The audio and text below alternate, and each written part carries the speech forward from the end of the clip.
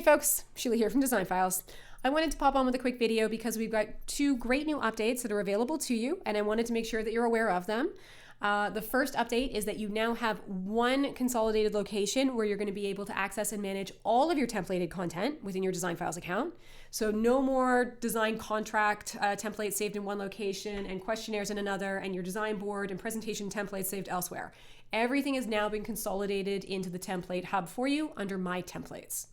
And two, we've also made it a lot easier for you to edit any of the design board or design presentation and project proposal templates that you can use for all future projects. So we're going to touch on both of those updates in this video, but first let's start with consolidating all of that templated content. So what I really like about this is that if you go into the template hub, you're now going to see that it's broken down into two different sections, Design Files templates and also My Templates.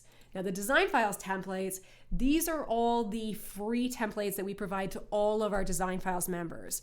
So if you were in need of a design presentation template and you don't have one, you can browse through all the options that are available to you. And if you like what you see, you can add it to your templates where you can further customize and brand this so that you can use it for all future projects. Now the same thing goes for any design or project proposal templates and the design questionnaire and contract templates that are available to you. All of it's free, all of it's fully customizable, all of it can be added to your templates. Now the My Templates section, this is where you're going to see all of that saved templated content. So whether you started from a Design Files template and saved it to your templates and further customized it, or even if you had created your own questionnaires or contracts or design board and presentation templates from scratch, all of those will now show within your template section, and you've got your three different areas here where you can access that content. What I like about this is that it makes it really easy for you to then quickly spin up a project in Design Files, and then you can pop into your templates and say, okay, this is the contract that I want to use. I'll add it to the project. And then you can pop over to your questionnaires and say, okay, this is the questionnaire that I want to use, and I can go ahead and add it. And then I can go over to my design board and presentation templates and say, this is the design presentation deck that I want to use, and immediately add it to your project. So it's quick and easy for you to set up all future projects with this templated content. Now, the key thing that you need to be aware of when it comes to your design board and presentation templates is that you may have already had design board and presentation templates saved to our old template section that used to be here on the projects page. Or you might have also had some templates saved to the template dropdown that was in the moodboard editor up here. So we've removed those, and all of those templated boards that you had saved there, they've all been consolidated into the My Templates section, and you'll see them listed under Editor Templates. So if I click into here, you're going to see that this is now a big collection of all of those old templates that I had saved. And again, I'll be able to use those for any future projects, and I can access them directly within the moodboard editor as well. So I'll touch on that once we get into the moodboard editor. Now, one thing that I did want to do here in this video is just show you how you could take something like a Design Files template, save it to your templates, further customize and brand it to your business, and then use it for future projects. So let's go ahead and we'll walk through that process so you get a sense for how this works. So let's say I was in need of a project proposal template, and maybe I like this one right here. So I'm going to go ahead and I'm going to add it to my templates. Now, when I add it to my templates, you're going to see that there's going to be a confirmation message here. If I go into my templates, there it is. And if I wanted to use this for a future project, I'll just click the use button right here, select the project that I want to add it to, and then I'm going to go ahead and I'm going to add the template. Now, the key thing to know here is that that doesn't immediately add all those templated slides to your project. And that's for a reason, because what we want to do is we want to make sure that it opens up all of those slides within the moodboard editor for you, because first and foremost, you're going to want to brand those slides to your own business to make sure that it's showing your fonts, your colors, your logos. And then once you have updated the slides, then you can go ahead and you can add it to your project. So let's take this one as an example here. If I click on the button here and I click edit the template, it's going to load up this template into the moodboard editor, and you can see that it's already switched into the template editing mode. So you can see it says template up here. We've got this light blue background instead of the light gray background, just to let you know you're in a different mode.